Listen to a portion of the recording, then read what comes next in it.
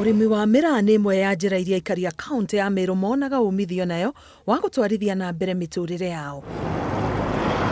Ona gũkĩrĩ ũguo arĩmi aya marauga umithio wao ũngĩrĩ kwambatĩra tiga nĩ kwaga thoko cia nja, ũndũ ũrĩa ũcũngĩrĩirio nĩ miraa gwĩtanio na dawa cia kũrebia. Wakati watu wetu wanaenda kule nchi za nje kutafuta soko, kuna ile document mnaitiswa.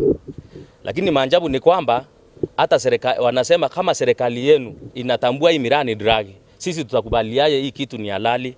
Kwa hivyo miraa sinda yake si soko.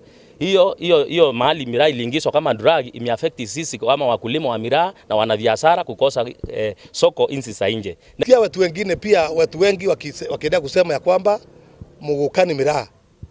Na ndio tuko na sample ya miraa leo tukisema ya kwamba hii tuko nayo hapa ndio miraa.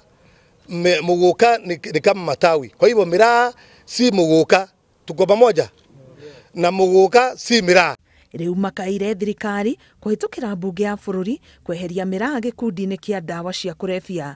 Iko soko ambayo tumepata na serikali tu ndio tunaongojea isukume hiyo mahali ambayo imebaki kidogo miraa yetu ianze kwenda Kongo na Egypt. Sasa tunaomba Ruto kwa maana yeye ndio rais na ni mtu anatambua miraa na ni mtu anajua miraa ni nini na anajali watu wa miraa.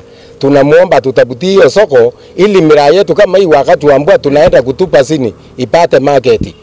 Soko ya miraa iko available.